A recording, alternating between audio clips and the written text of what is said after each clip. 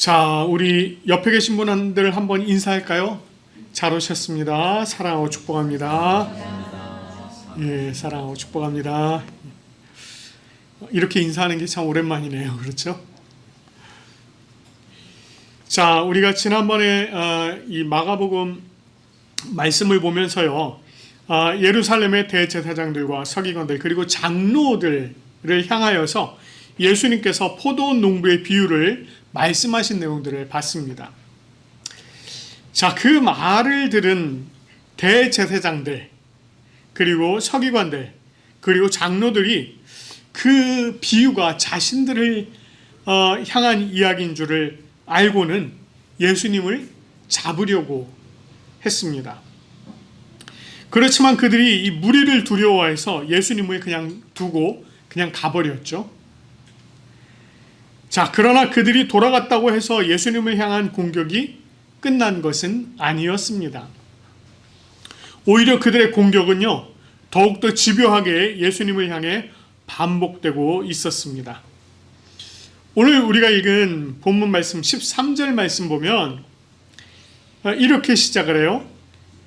그들이 예수의 말씀을 책잡으려 하여 바리새인과 헤롯 땅 중에서 사람을 보냈다. 이렇게 얘기합니다. 여기서 이 책잡다라고 하는 말은요, 덫을 놓다 이런 의미입니다. 그래서 왜 사냥을 할 때 쓰는 말이기도 합니다. 마치 사냥을 하듯 이리저리 막 사냥감을 몰아서 덫에 딱 걸리게 하려는 그런 의도가 지금 이 사람들에게 있었다는 거예요. 그것을 성경이 아주 정확하게 전해주고 있습니다. 그런데 이 13절 말씀에서 사실 우리가 눈여겨봐야 될 것은 이 부분입니다.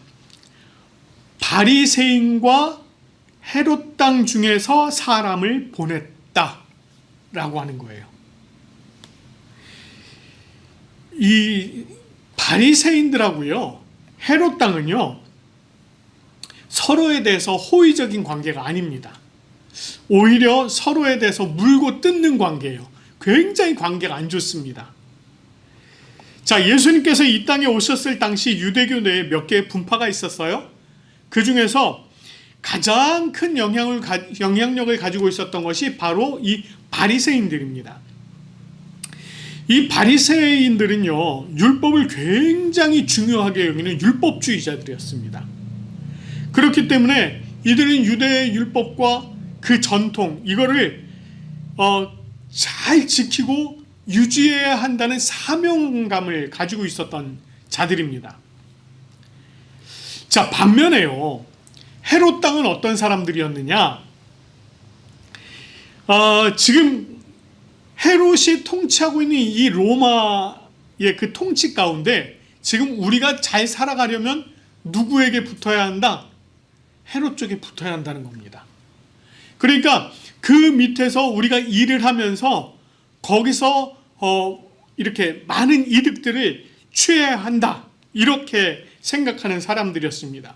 그래서 이 로마의 정권과 관계된 일에 종사를 하고요, 또 그 아래에서 많은 이렇게 이익을 취득했습니다. 그 대표적인 것이 누구였느냐면 바로 세금을 거두어 드리는 세리였어요. 세리. 예수님의 12제자 중에 한 사람이었던 마태, 세리였습니다. 헤롯 땅이었다는 거예요. 자, 그리고 뽕나무 위에서 예수님을 만났던 사람, 삭개오, 세리장 중에 한 사람이었습니다. 그러니까 이런 사람들은 헤롯 땅에 속하는 그런 사람들이었던 겁니다. 그러니까 이 바리새인들과 이 세리들은 별로 그렇게 좋지 않아요. 바리새인들의 입장에서 이 세리들은요, 그저 로마의 권력에 붙어먹는 자들, 이렇게 생각을 한 겁니다. 그래서 이 바리새인들이 생각할 때 이 세리들은 항상 누구와 싸잡아서 얘기를 하느냐면 죄인들과 싸잡아서 얘기를 합니다. 그래서 우리가 왜 이전에도 이제 말씀을 살펴봤습니다만 마가복음 2장에서요, 예수님께서 이 세리와 죄인들과 함께 식사하시는 것을 본 바리새인들은 이렇게 표현해요. 세리, 죄인 같이 묶었죠. 이 바리새인들이 또 예수님께 대해서 뭐라고 얘기하냐면 어찌하여 세리와 및 죄인들과 함께 먹는가 이렇게 물어봅니다. 같이 묶어서 얘기하는 거예요. 자, 그러니 이 세리들 입장에서는요, 또 자신들을 그저 로마에 붙어먹는 하수인들로 여기면서 죄인 취급하는 것을 잘 알고 있었습니다. 그러니까 이 두 부류가 서로 달갑질 않은 거예요. 그런데 이렇게 서로 관계가 달갑지 않은 이 두 부류가 지금 하나가 되어서 예수님을 책잡으러 왔다는 겁니다. 이 두 부류가 지금 하나가 된 것은요, 그들이 시험하고자 하는 내용 때문이었어요. 자, 14절 말씀 보니까 이렇게 얘기합니다. 우리 한번 14절 한번 같이 한번 읽어볼래요? 14절 같이 한번 읽어봅니다. 시작. 와서 이르되 선생님이여 우리가 아노니 당신은 참되시고 아무도 꺼리끼는 일이 없으시니 이는 사람을 외모로 보지 않고 오직 진리로서 하나님의 도를 가르치심이니이다. 가이사에게 세금을 바치는 것이 옳으니까 옳지 않으니까 이렇게 얘기합니다. 자, 이들이 지금 와갖고 뭐래요? 선생님, 우리가 아노니 당신은 참되시고 아무도 꺼리는 일이 없으시니 사람을 외모로 보지 않고 오직 진리로서 하나님의 도를 가르치십니다. 이렇게 얘기해요. 굉장히 호의적인 얘기를 하고 있죠. 자, 이렇게 말은 시작하지만 이 말이 예수님 당신은 실제적으로 이런 분이십니다 라고 하는 것을 동의해서 하는 말이 아닙니다.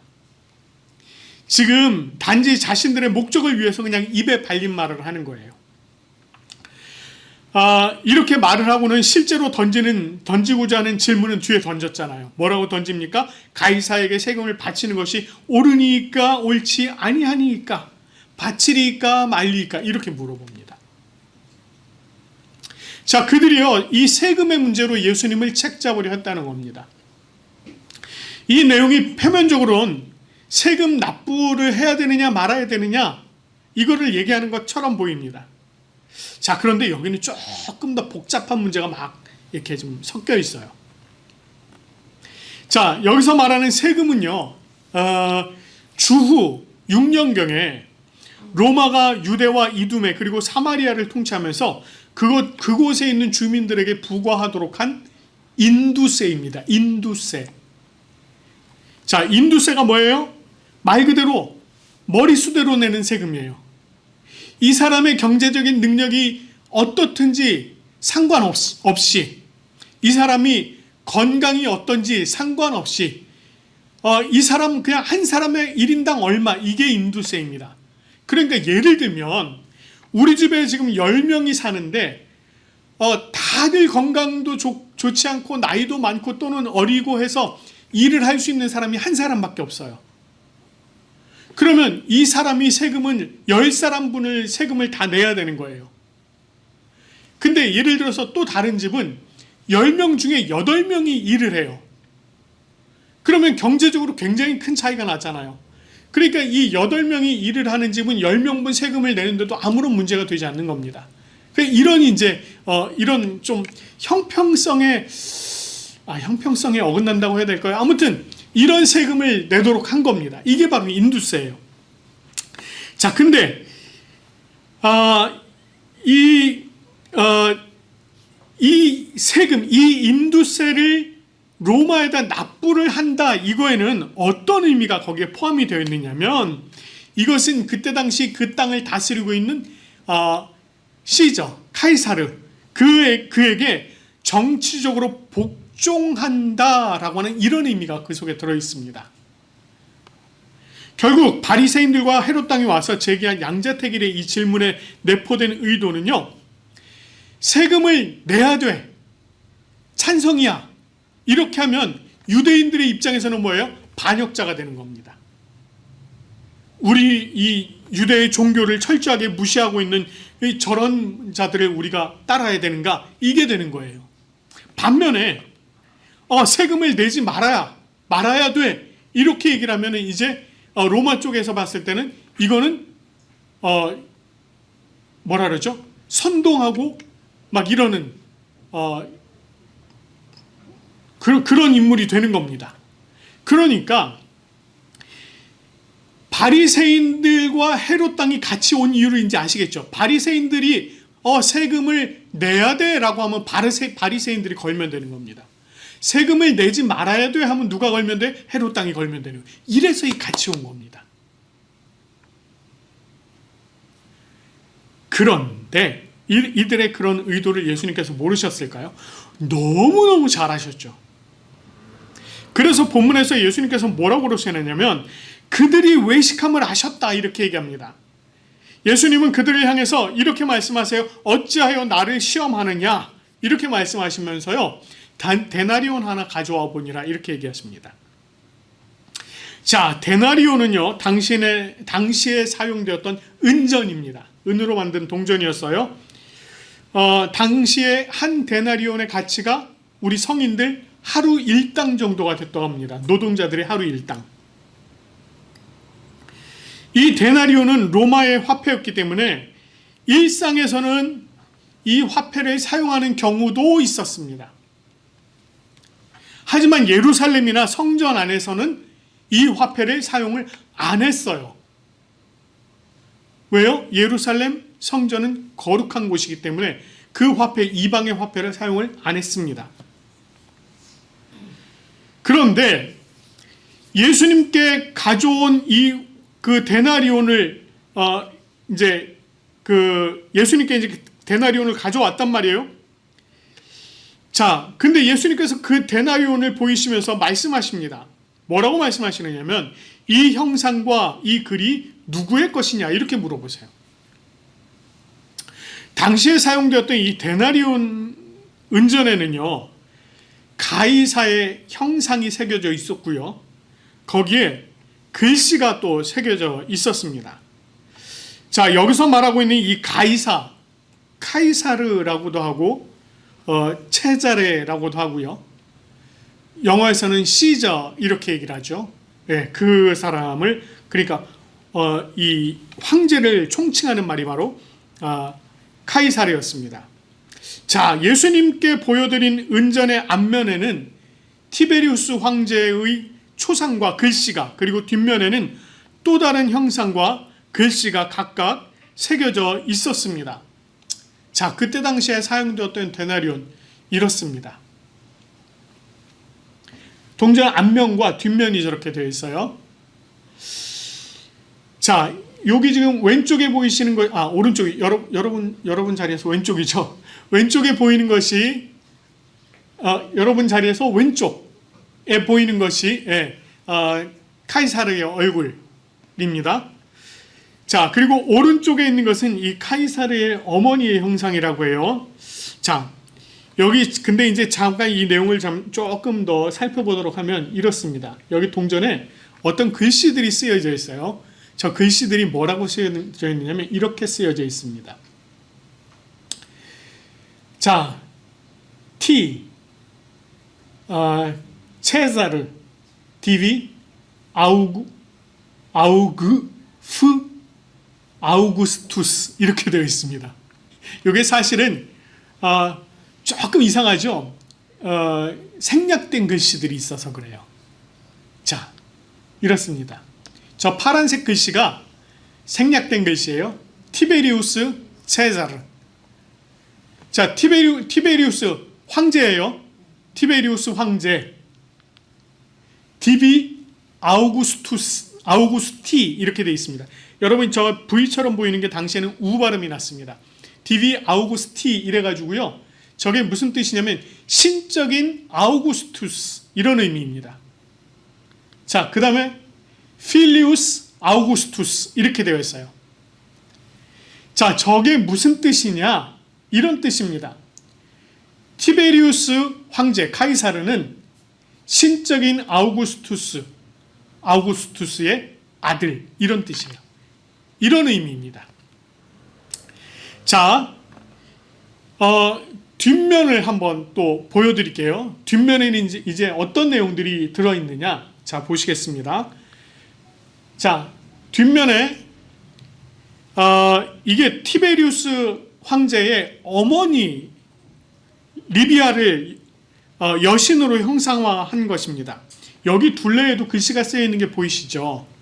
이런 글씨가 써 있습니다. 폰티프 막시무 이렇게 써 있어요. 저 폰티프라고 하는 것은 대제사장이라는 의미입니다. 막심은 지극히 높은, 그러니까 뜻은 지극히 높은 대제사장 이런 뜻이에요. 여러분 지금 앞면에 신적인 아우구스투스 황제의 아들 티베리우스 황제, 그 다음에 대제사장, 지극히 높으신 대제사장, 이것을 통해서 지금 뭘 얘기를 하고 있는 걸까요? 이 아우구스투스 집안 전체를 다, 이 황제의 집안을 전체 다 신격화하고 있다는 겁니다. 신으로 여기고 있다는 거예요. 신으로. 그들을 신으로 모셨다는 것입니다. 이랬기 때문에 예루살렘에서는 이방의 동전일 뿐만 아니라 저게 우상의 동전이 되는 것입니다. 그러니까 저것을 사용을 했겠습니까? 안 했겠습니까? 당연히 사용을 안 했습니다. 자, 예수님께서 이 형상과 이 글이 누구의 것이냐? 이렇게 질문하셨더니 사람들이 뭐라고 얘기해요? 가이사의 것입니다. 이렇게 대답했어요. 자, 이 뒤에 이들이 질문을 한 것대로 하자면 그러면 세금을 내라 라든지 또는 세금을 내지 말아라 답하는 것을 기다리고 있었을 텐데 그들에게 예수님께서 이렇게 말씀하셨습니다. 가이사의 것은 가이사에게, 하나님의 것은 하나님께 바치라, 이렇게 말씀하셨습니다. 이번에도요, 그들이 책잡으려 했던 답을 내놓으신 것이 아니라 그들의 허를 찌르는 답을 내놓으셨어요. 이 말씀을 보면 여러분 그냥 액면 그대로 보면은요, 이 말씀 액면 그대로 보면 로마의 통치 아래 살고 있는 자로서 로마의 세금을 내라.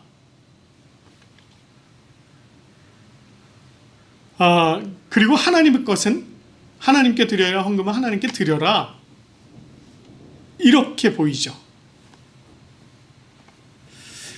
자, 예수님의 말씀, 이 말씀 중에 가이사의 것은 가이사에게 내라.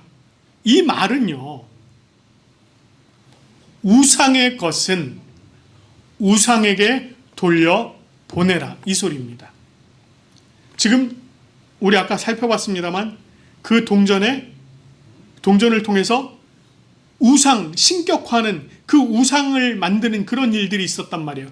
그러면 이 동전이 누구의 것이라고요? 그 우상의 것이라는 거예요. 그 우상의 것은 그 우상에게 돌려보내라는 것입니다. 그런데 여러분 여기서 지금 한 가지 우리가 조금 생각해 볼 거 한 가지만 더 볼게요. 성전 안에서 손쉽게 데나리온을 찾을 수 있을까요? 아까 말씀드렸죠. 예루살렘이나 성전 안에서는 잘 사용을 안 한다고 말씀드렸습니다. 그런데 그것을 금방 꺼내 들고 왔어요. 이게 무슨 얘기입니까? 예루살렘 성전 안에 이미 우상이 잠식해 들어와 있었다는 것입니다. 그 우상을 다시 돌려내보내라는 거예요. 잘못된 행위를 우상에게로 돌려보내고 그것에서 벗어나라고 하는 것입니다. 자, 그러면 반면에 하나님의 것은 하나님께 바치라. 이 말씀도 아까 제가 말씀드렸습니다만 액면 그대로 보면 하나님께 여러분 헌금 잘 하십시오, 이렇게 얘기하는 것처럼 보이죠. 그렇죠? 그래서 사실 이 말씀을 가지고 헌금에 대한 설교하시는 분들도 꽤 있습니다. 그러나 실제로는 이것이 헌금을 하나님께 잘 드려라 라고 하는 얘기를 하는 것이 아닙니다. 여기서 하나님의 것이 무엇일까요? 이 하나님의 것은 하나님께 속해 있는 것을 말하는 것입니다. 그럼 이 하나님께 속해 있는 것, 무엇을 말할까요?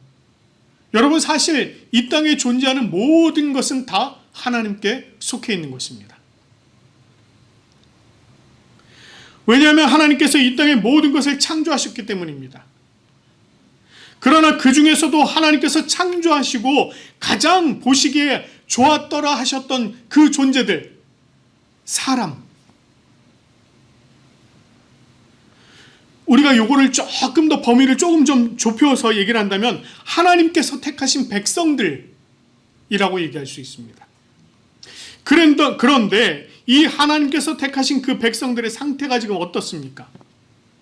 여러분, 이스라엘 백성들이요, 가나안 땅에 정착한 이후로 그들이 하나님을 외면하기 시작했습니다. 그들은 하나님을 섬긴다고 말은 하는데 이방신들의 문화를 받아들이고요, 하나님과 그 이방신을 더불어서 섬기는 이런 일들이 파다했습니다. 너무나도 많았어요.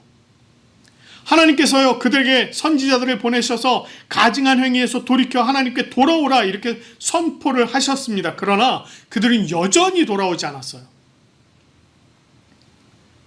수백 년간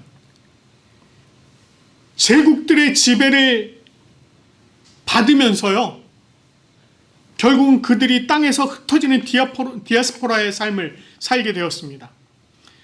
그래도 본토를 지키면서 그 로마 지배하에 있던 예수님 당시의 백성들, 그들 역시 하나님 앞에 온전하지 못한 삶을 살았던 것입니다. 그들도 여전히 하나님께서 기뻐하시지 않는 죄악 가운데서 살고 있었습니다.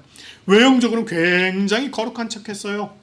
바리새인들 보세요. 얼마나 예배 꼬박꼬박 드리죠. 일주일에 2번씩 금식하죠. 헌금 잘 드리죠. 하루에 몇 번씩 기도하죠.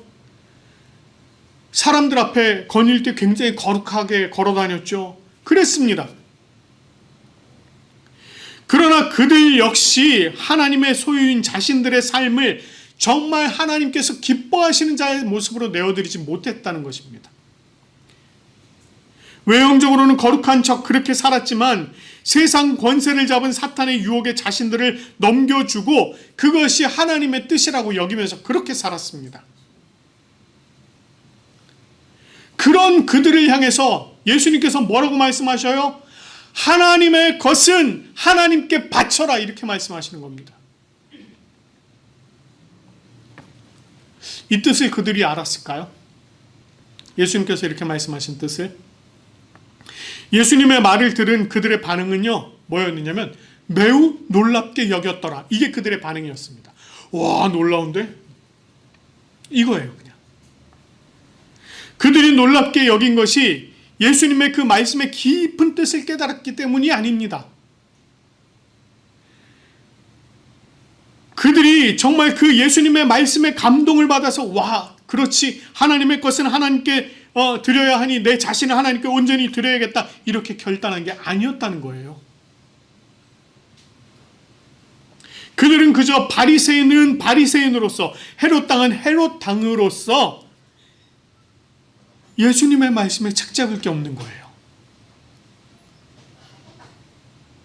로마의 헌금 세금 내라니까 헤롯 땅 입장에선 책잡을 게 없네. 하나님께 드리라니까 바리새인 입장에서는 책잡을 게 없네.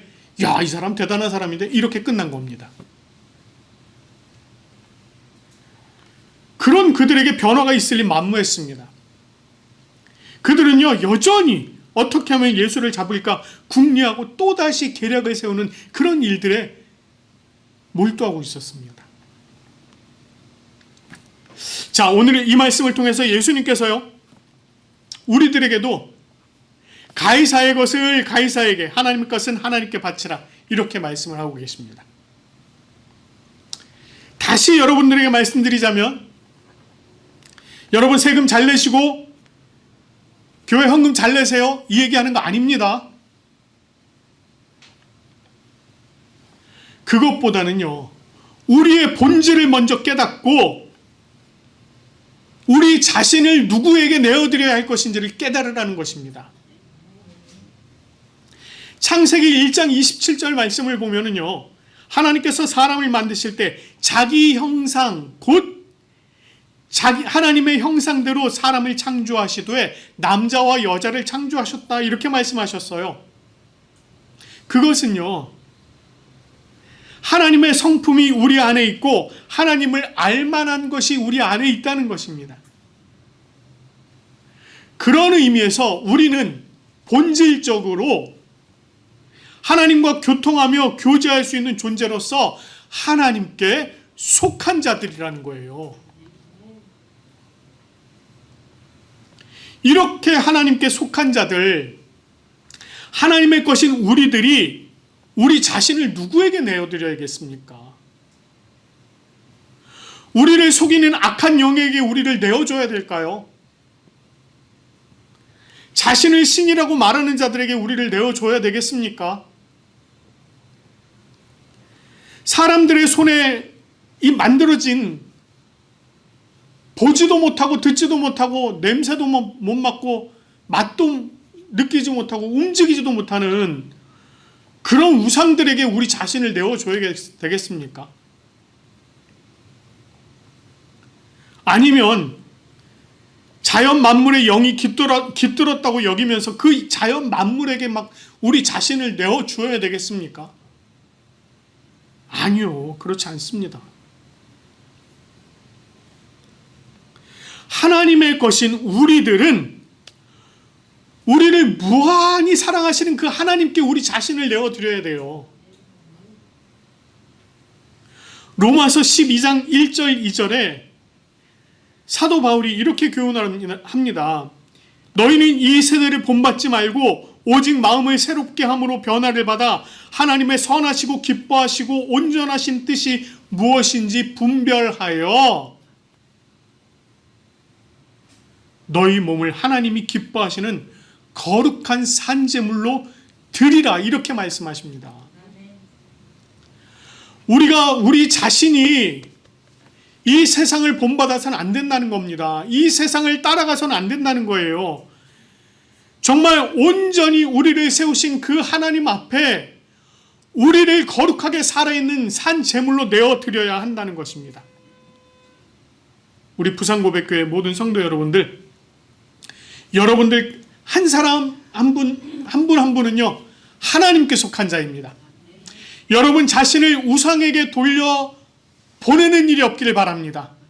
온전히 여러분 자신을 거룩하신 하나님 앞에 감사와 기쁨으로 내어드리는 바치는 저와 여러분들 되어지기를 간절히 축원합니다.